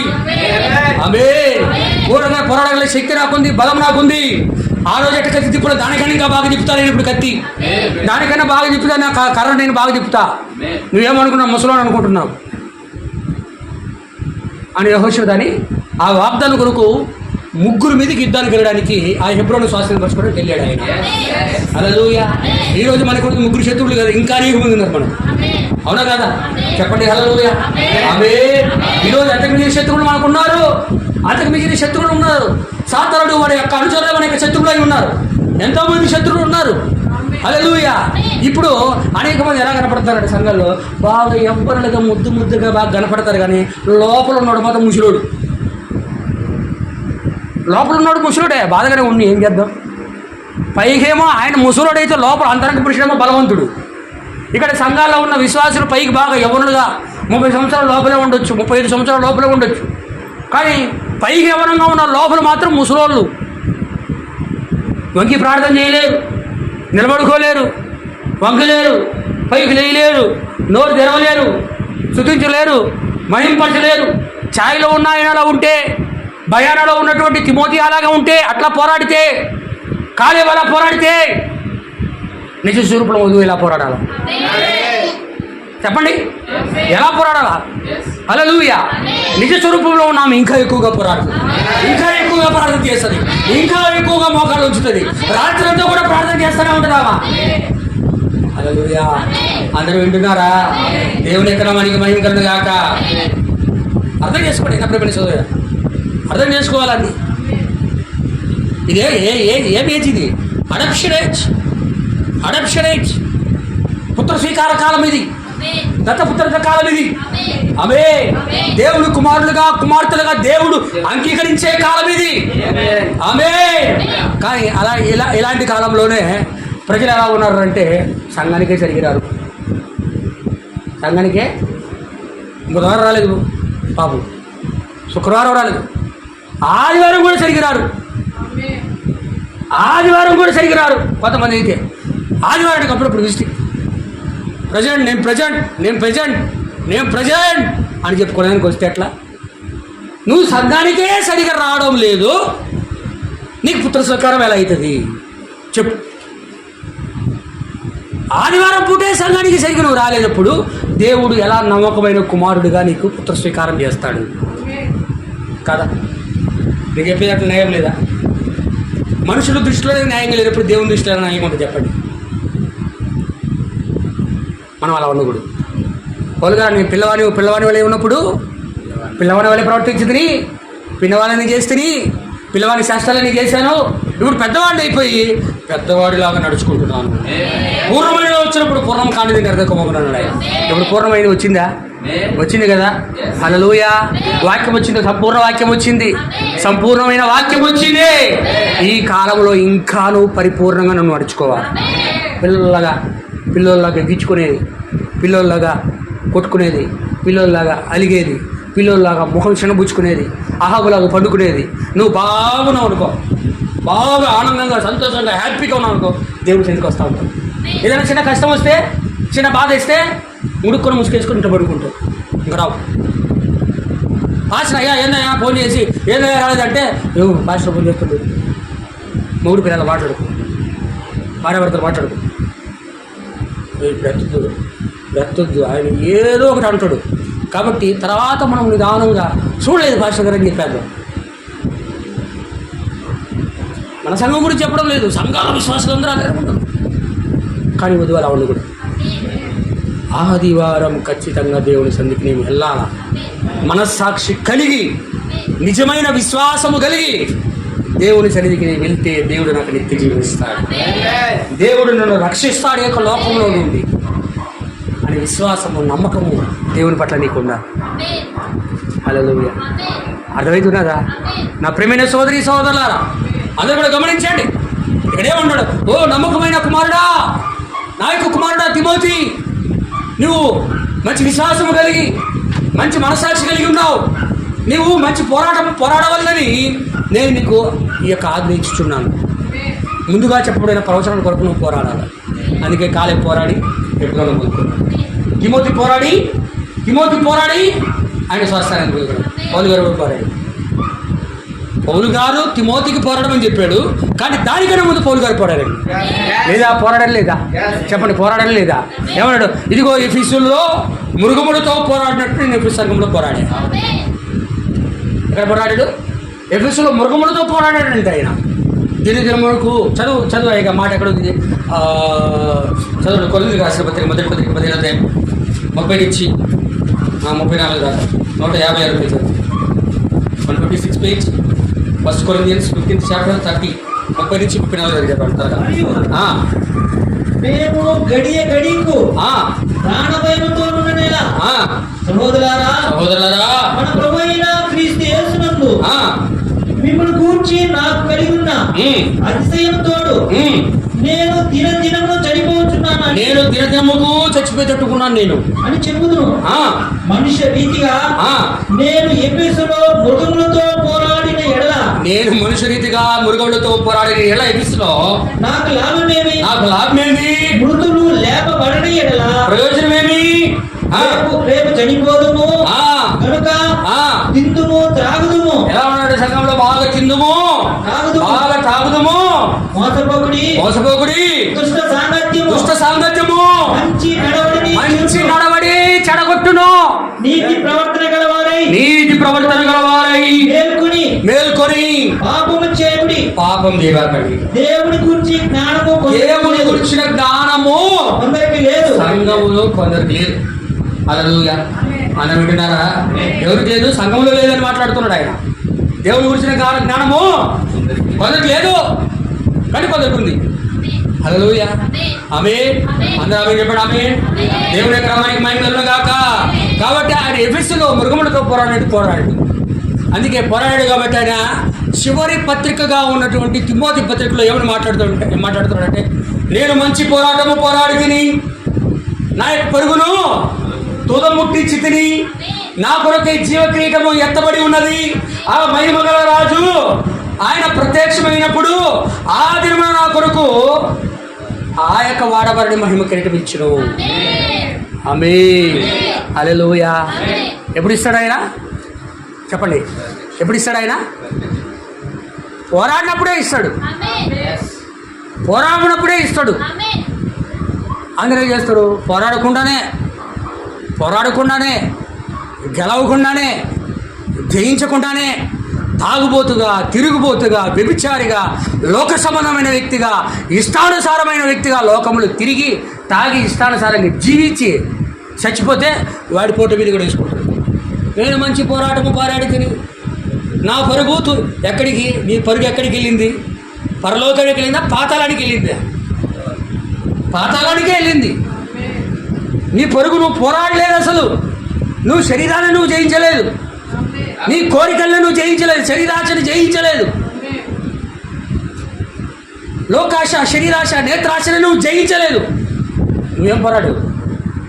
నిన్నువే జయించుకోలేదు, లోకంతో ఏం పోరాడు? చెప్పండి. హల్లెలూయా. అందుకే పౌలు గారిని మంచి పోరాటం పోరాడు అన్నాడు. పౌలు గారు పోరాడినట్టుగా మనం పోరాడి నేను మంచి పోరాటము పోరాడుతానని వేసుకో. ఇందులో అర్థం ఉంది, న్యాయం ఉంది. ఆమేన్. హల్లెలూయా. అలా పోరాడకుండా ప్రజలను మోసం చేయడానికి లేదు. జ్ఞానం లేని వాళ్ళు మోసపోతారు అంతే. దేవుని గురించిన వాక్య జ్ఞానంలో ఎవరు మోసపోడు. హల్లెలూయా. అందుకు అర్థమవుతుందా? అండి? దేవుని క్రమానికి మహిమ కలుగును గాక. కాలేబు పోరాడాడు, ఎప్పుడన్నా పొందుకున్నాడు. ముందుగా చెప్పబడిన ప్రవచన కొరకు తిమోతి గారు పోరాడాడు, ఆయన స్వాస్థ్యం పొందుకున్నాడు. పౌలు గారు పోరాడాడు, జీవకుడు ఎదురు చూస్తున్నాడు. ఆమేన్. హల్లెలూయా. ఈరోజు కూడా వధువుకి ముందుగా చెప్పబడిన ప్రవచనాలు అనేకం ఉన్నాయి. ఉన్నాయా? ఉండండి, చెప్పండి. ఈరోజు మన కొరకు వాగ్దానం చేయబడిన ప్రవచనాలు ఉన్నాయా? ముందుగా చెప్పబడిన ప్రవచనాలు ఉన్నాయా? స్వస్థత నీ ప్రవచనం, ఎత్తబడుట నీ ప్రవచనం, అవే ఎత్తబడుట నీ ప్రవచనం, శరీర మార్పు నీ ప్రవచనం. అందరూ వింటున్నారా? ప్రవచనం, ఎత్తబడుట నీ ప్రవచనం, దేవుని కొరకే జీవించి పోరాటం నీ ప్రవచనం. ఏమన్నాడు? ఎఫెసీయులకు కాలంలో ఏమని ప్రవచించాడు ఆయన? ఏమని ప్రవచించాడు? ఇదిగో జయించువానికి దేవుని యొక్క ప్రదేశంలో ఉన్న జీవవృక్ష ఫలములు నేను భుజింపడిస్తాను. అది ఒక ప్రవచనం, అవునా కదా? స్వర్ణ సంకాలంలో ప్రవచనం ఉంది. ఏముంది అక్కడ? జయించేవాడు రెండవ మరణం వలన ఏ యొక్క హాని చెందడు. అది ఒక ప్రవచనం. హల్లెలూయా. ఇక మూడోది ఏంటి? పెద్దవ సంఘకాలంలో వింటున్నారా? మూడవ సంఘకాలంలో ఉన్న ప్రవచనం ఏంది? హల్లెలూయా. మరుగైన మన్నాన్ని నేను నీకు భుజింపడిత్తును, తెల్లని రాత్రిత్తును, దాని మీద కొత్త పేరు ఉండును. ఆమేన్. హల్లెలూయా. అది నీ కొరకు ముందుగా చేయబడిన ప్రవచనం. 4లో ఏబడి ప్రవచనం ఉంది? జనుల మీద నీకు అధికారం ఇచ్చేదను, అతడు నిన్ను ఇనుపదండముతో ఏలును, అతడు ముక్క చెక్కలుగా నిన్ను పగలగొట్టును. అది తుదితర సంకాలంలో చెప్పబడిన ప్రవచనం. అందరికి అర్థమవుతుందా? అందరు ఇక్కడే ఉన్నారా? హల్లెలూయా. అది 4వ సంకాలంలో చెప్పబడిన ప్రవచనం. 5వ సంకాలంలో ఆయన సార్థి సంకాలంలో అన్నాడు ప్రవచనం. ఏమన్నాడు? జయించువానికి తెల్లని వస్త్రం నేను ఇచ్చేదను, అతని పేరెట్ట మాత్రం జీవగ్రంథంలో తెరిచివేయక ఏం చేస్తాడు ఆయన? తండ్రి ఎదుట ఆయన దూతలు ఎదుట నేను ఒప్పుకుంటాను అన్నాడు. ఆమేన్. హల్లెలూయా. దేవుని క్రమానికి మహిమ కలుగుగాక. 6వ సంకాలంలో నీకు ప్రవచనం ఉన్నది. ఏం ప్రవచనం ఉన్నది? నా దేవుని ఆలయం నిన్ను ఒక స్తంభముగా చేసేదను, నిన్ను అక్కడ కదలీయకుండా నేను ఉంచేదను, అక్కడ ఒక స్తంభముగానే ఉంటావు. అది ఒక ప్రవచనం. 6వ సంకాలంలో, విడుదలపే సంఘకాలంలో. అందరూ వింటున్నారా? ఆమేన్. హల్లెలూయా. ఇప్పుడు 7వ సంకాలంలో నేను జయించి నా తండ్రి సింహాసనం మీద కూర్చున్న ప్రకారము జయించేవాడు నా తండ్రి సింహాసనం మీద నాతో పాటు నేను కూర్చున్నట్లుగా నాతో పాటు వాడు కూడా కూర్చుంటాడు. ఇవన్నీ ప్రవచనాలైనా ఎన్నడూ కూడా ప్రవచనము తప్పిపోదు. విన్నాము మనం వర్తమానము? ప్రవచనం ఏనాడు కూడా తప్పిపోదు, చచ్చిపోదు. ఇంకొకరు చెప్పాలంటే ప్రవచనము తప్పిపోదు, చచ్చిపోదు. మనుషులు మారచ్చు, లోకం మారచ్చు, ప్రజలు మారచ్చు, అన్ని మారిపోవచ్చు, ప్రభుత్వాలు మారచ్చు, అన్ని మారచ్చు, కానీ ప్రవచనం మాత్రం మారదు. దేవుడు కూడా మారడు, ఎందుకంటే ఎల్లప్పుడూ కూడా దేవుడు వాక్యమై ఉన్నాడు. ఆమేన్. ఆమేన్. హల్లెలూయా. కాబట్టి ముందుగా చెప్పబడిన ప్రవచనం కొరకు నువ్వేం చేయాలా? ఈరోజు పోరాడాలా. ప్రభా, నాకు నువ్వు ఆ ప్రవచనం ఇచ్చావు కదా ప్రభా, నాకు శరీర మార్పు గురించి చెప్పావు కదా ప్రభా, మా పితరులతో నువ్వు వాగ్దానం చేసి మా యొక్క పితరులైన అపోస్తల కాలంలో నువ్వు నెరవేర్చావు కదా ప్రభా. ఇప్పుడు మా పితరులైన అపోస్తలతో నువ్వు వాగ్దానం చేశావు, ప్రవక్తలతో నువ్వు వాగ్దానం చేశావు, ఇప్పుడు మాతో అది నెరవేర్చి ప్రభా నువ్వు పోరాడాలా. పోరాడలేదా? హల్లెలూయా. నువ్వు పోరాడినప్పుడే నువ్వు విజయం పొందుకుంటావు. నువ్వు వాక్యం కొరకు నిలబడాలయ్యా. నువ్వు వాక్యం కొరకు నిలబడాలా. నువ్వు వాక్యం కొరకు నిలబడకుండా, వాక్యం కొరకు పోరాడకుండా ఉంటే నువ్వు నిజంగా మనస్సాక్షి లేనోడు, నీకు విశ్వాసం లేదు అని దేవుడు అంటున్నాడు. ఆమేన్. అవును కదా? మోషే గమనించాలి. అందరూ చూడండి, నన్ను చూడండి. మూడో ఇడుపు పరిచయం అందరు ఎగిరిపోతారు. అది బాగా గుర్తుపెట్టుకో. మూడో ఇడుపు పరిచయం నుంచి అందరు ఎగిరిపోతారు. మోషే ఈజిప్ట్లో నుంచి తీసుకొచ్చాడు ఎవరిని? 20 లక్షల మందిని. అవునా? తీసుకొచ్చాడు. ఎర్ర సముద్రం దాటంత వరకు 3 ఇడుపు పరిచయం లేదు. మోషే చేశాడు అంతవరకు అక్కడ, కానీ తర్వాత ఎవరు చేయాలంటే యెహోషువ చేయాలా. అందరూ అర్థంగా? ఈజిప్ట్లో మోషే చేశాడు, కానీ అరణ్యంలో ఎవరు చేశారంటే యెహోషువ చేశాడు. హల్లెలూయా. 3వ ఇడుపు పరిచయం అంతవరకు ఆ యొక్క 3వ ఇడుపు పరిచయం ద్వారా మోషే ఆ యొక్క ఏమంటారు ఈజిప్ట్ దేశంలో 10 రకాలైన అద్భుతాలు చేసి ప్రజలందరినీ తీసుకొచ్చాడు. ఇక ఎర్ర సముద్రం దాటి లోపలికి అరణ్యంలోకి ఎంటర్ అయినప్పుడు వెంటనే ఇక్కడ ఏం జరుగుతుంది? దేవుడు పరీక్ష పెట్టాడు. అలా ఏం పెట్టాడు? ఆయన పరీక్ష పెట్టాడు ఇశ్రాయేలు ప్రజలకి, 20 లక్షల మందికి. దేవుని క్రమానికి మహిమగా దేవుడు పరీక్ష పెట్టినప్పుడు ఇక్కడేమో ఏం జరుగుతుందంటే, నా ప్రియమైన సోదరి సోదరులారా, పరీక్ష సమయంలో ఇశ్రాయేలు ప్రజలు నిలబడాలి. ఇశ్రాయేలు ప్రజలు సరగకూడదు, ఇశ్రాయేలు ప్రజలు పరీక్షించకూడదు, ఇశ్రాయేలు ప్రజలు శోధించకూడదు, దేవుణ్ణి బాధ పెట్టించకూడదు, ప్రవక్తను బాధ పెట్టించకూడదు, ఇష్టానుసారంగా ప్రవర్తించకూడదు ఇశ్రాయేలు ప్రజలు. మూడో ఈడుపు పరిచర్యలు. ఆమేన్, హల్లెలూయా. అప్పుడు ఏం చేశారు వాళ్ళు? ఆకలి అయిపోయింది. ఇజ్రాయెల్ ప్రజలకు ఆకలి అయింది. నడిచి అరణ్యంలో నడిచి ఏమైపోయింది వాళ్ళకి? ఆకలి వేసరికి ఏమన్నాడు? ఈజిప్ట్ ఎంత బాగుంది తెలుసా? ఈజిప్ట్ రాజు అయినటువంటి ఫరో 4 బాధలు బాధినా, 4 తన్నులు తన్నా, రోజు బాగా కూడి పెట్టేవాడు, వారానికి ఒకసారి చికెన్ ముక్కలు వేసేవాడు, బాగా హ్యాపీగా చూసుకుంటాడు. ఈ మోసే ఏం దేవుడు? ఏం మోసేనో ఏం దేవుడు? మాకు అన్నం లేదు, చచ్చిపోయేటట్టుకున్నాం, మాకు చాలా బాగా ఇబ్బందిగా ఉంది అని మోసే మీద శనిగారు, దేవుడి మీద శనిగారు. అవును కదా? చెప్పండి హల్లెలూయా. ఎప్పుడైతే శనిగారో అప్పుడు దేవుడు ఆడ మోసే పలుకో అన్నాడు. అప్పుడేమైందా? పైనుంచి మన్నా వచ్చి పలికినప్పుడు మన్నా పడింది. హల్లెలూయా. రోజు మన్నా తింటూనే ఉన్నారు. దాచుకోవద్దురా అంటే దాచుకున్నారు. కులిపోయింది, కంపు కొట్టింది. మరుసటి రోజు పోయి ఎత్తుక్కుంటున్నారు. మళ్ళీ పడుతుందిగా ఉదయాన్నే. ఏడికి పోతే దురాశ. చెప్పాడు ఆయన, రోజు సాయంత్రం పడిద్ది, సాయంకాలం పడిద్ది. ఈరోజు కూడా సాయంకాలం పడుతుంది మన్నా. చెప్పండి, మన్నా పడిద్ది, దాచుకోబాకండి, తెల్లారి కంపు కొట్టిద్ది అని దేవుడు ముందుగా మోసే ద్వారా ఆజ్ఞిచ్చాడు. ఆమేన్, హల్లెలూయా. కంపు కొట్టిద్దని కూడా చెప్పాడు, వాసన వచ్చిందని కూడా చెప్పాడు. ఆయన వాళ్ళు ఏం చేశారు? తెల్లారిదాం ఏదో పడినట్టుగా, రేపు సాయంత్రానికి మరలా ఏదో పడినట్టుగా దాచుకున్నారు. వెనకంతా వాసన వచ్చింది. మరలా పోతా ఉన్నారు. మేము ఎప్పుడు చూసినా మననే వినేది తీయగా ఏం వినే మేము, ఏం బాగుంది తీయగా, మాకు ఒక టేస్ట్, ఒక కారకంగా స్పైసీ కావాలన్నది. ఈసారి మనకి చూసుకోవడానికి బాగా తమాషాగా ఉంటుంది, ఇది ఎంతో బాధాకరం. హల్లెలూయా. అనగానే పూరిడి పిట్టలు బట్టి చెప్పు మోసే అన్నాడు. కర్రెత్తి మాట్లాడాడు. పూరిడి పిట్టలు వచ్చిన బాగా తిన్నారు, పళ్ళల్లో ఉన్నాయి. పళ్ళల్లో ఉన్నప్పుడు గొంతులో అడ్డమాడగల ఏమన్నారు? ఎక్కిలు వచ్చి ఇంకా యశోదపతికి వచ్చి నీళ్ళు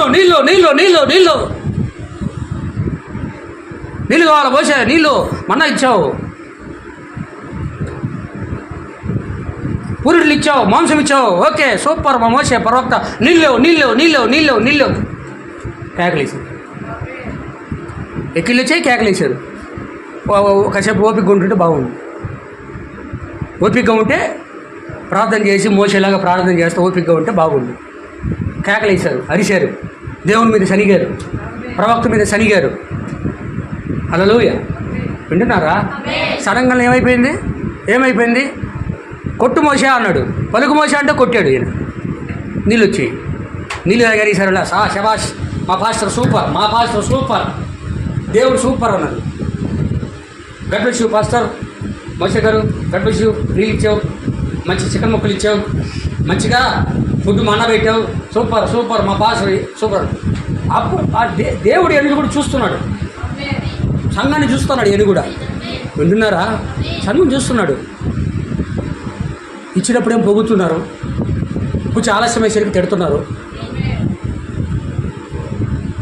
ఎర్ర సముద్రాన్ని చీల్చి తీసుకొచ్చిన దేవుడు మోషేని అక్కడ శాతగొడవగా చేసేశారు ఇశ్రాయేల్ సంఘం. యొక్క ఎర్ర సముద్రాన్ని, ఒకరోజు ప్రయాణం అంత సముద్రాన్ని 2 పాయలుగా చేసి ఆయన నడిపిస్తే, అట్లాంటి వాడిని ఒక చిన్న ఆహారం దగ్గర చేతగాని వర్తమానికుడిగా చేసేశారు ఇశ్రాయేల్ ప్రజలు. ఒక చిన్న ఆహారం కోసం దేవుడు కోపం వచ్చింది. కొంచెం ఇజ్రాయెల్ ప్రజలు మనశ్శాంతిగా సమాధానంగా ఉంటే బాగుండు. కానీ వాళ్ళందరికీ ఆకలి అంటే ఇజ్రాయేల్ అయినటువంటి యూదా గోత్రంలో ఉన్నటువంటి యెహోషువకి వస్తూ ఉన్నది ఆకలి, కాలేబుకు ఉన్నది ఆకలి. కానీ వాళ్ళిద్దరి మాట ఆ దగ్గర లేరు. మిగతా వాళ్ళందరూ కూడా బాగుంటున్నారు. ఏదైనా చిన్న సంఘటన సంఘంలో జరగగానే దేవుడి మీద, వర్తమానికుడి మీద ఎగురుతూ ఉన్నారు, చదువుతూ ఉన్నారు. హల్లెలూయా. అందుకు అర్థమవుతున్నదా?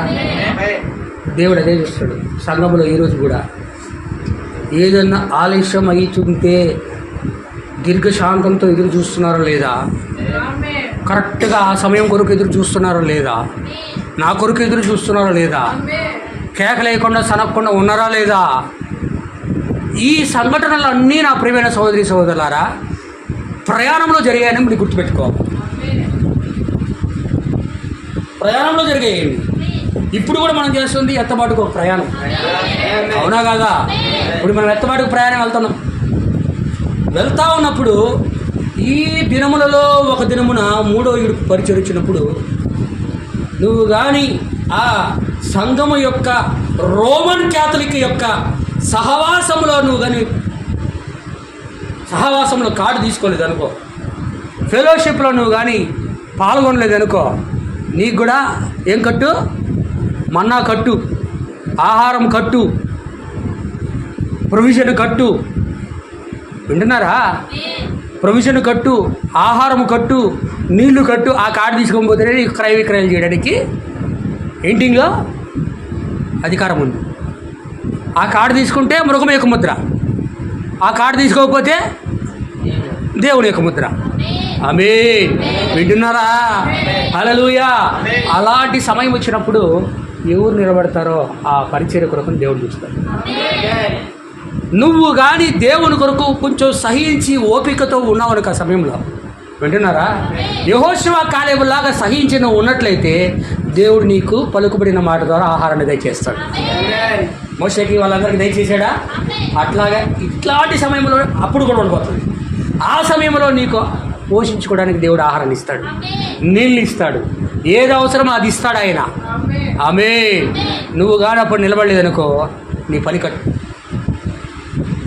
నీ పేరు కట్టు, గ్రంథంలో కట్టు, నువ్వు తోసివేయబడతావు దేవుని చేత. అందుకనే దాంట్లో నుంచి తప్పించబడాలంటే మనం ఏం చేయాలంటే ఈ సమయంలో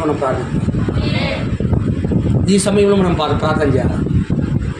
ఇక్కడ తిమోతికి నమ్మకమైన విశ్వాసులుగా హుమయోను, అలెగ్జాండరు లేరు. నమ్మకమైన కుమారులు కాదు, విశ్వాసం గలవాళ్ళు కాదు. వింటున్నారా? విశ్వాసం గలవాళ్ళు కాదు, నమ్మకమైన వాళ్ళు కాదు, మనస్సాక్షి లేని వాళ్ళు అందరూ. ఇక్కడ కూడా అరణ్యంలో తప్పిదం చేసిన వాళ్ళందరూ ఎవరు? మనస్సాక్షి లేని వాళ్ళు. విశ్వాసం లేదు వాళ్ళకి, దేవుని మీద విశ్వాసం లేదు, దేవుని మీద నమ్మకం లేదు, ఆయన ప్రవక్త మీద నమ్మకం లేదు, ప్రవక్త మీద విశ్వాసం లేదు, ఒక మంచి మనస్సాక్షి లేదు. ఇక్కడ అన్నాడు మంచి మనస్సాక్షి పోయిన వారే అంటున్నాడు. విశ్వాస సంబంధమైన ఓడ బద్దలయ్యి ఏమవుతుందట? మనస్సాక్షి చెడిపోయి లోకంలోనికి వెళ్ళిపోయిన వారు అంటున్నాడు అక్కడ.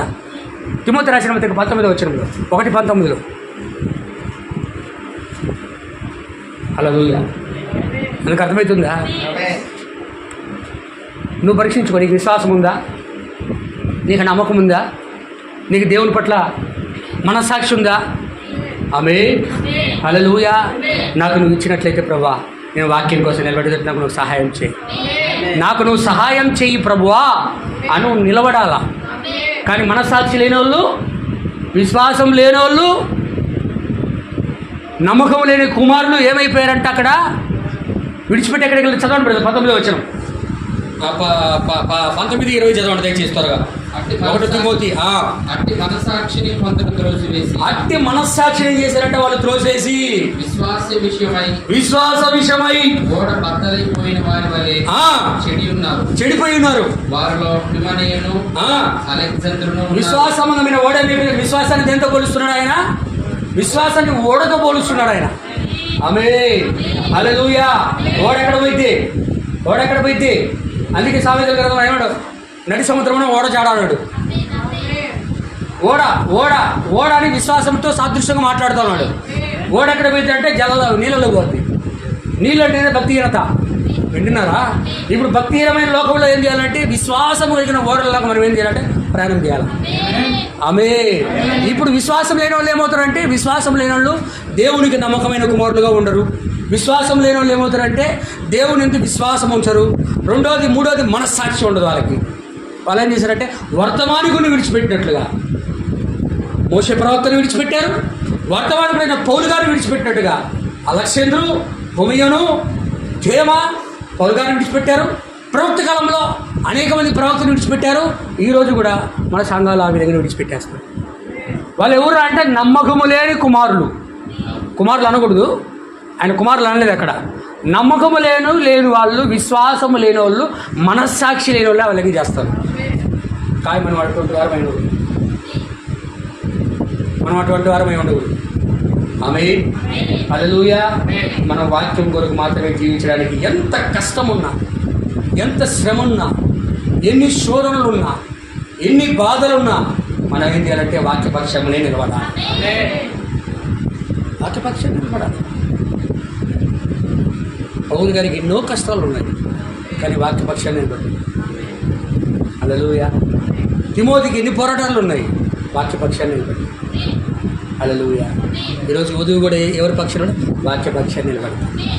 అవే అందరు వింటున్నారా? కాబట్టి నా ప్రియమైన సోదరి సోదరులారా, ముందుగా చెప్పబడిన ప్రవచనం కొరకు నువ్వు పోరాడి నిలబడితేనే దేవుని యొక్క రాజ్యంలోకి ప్రవేశిస్తావు. చెప్పబడిన వాక్యం ప్రభుత్వించిన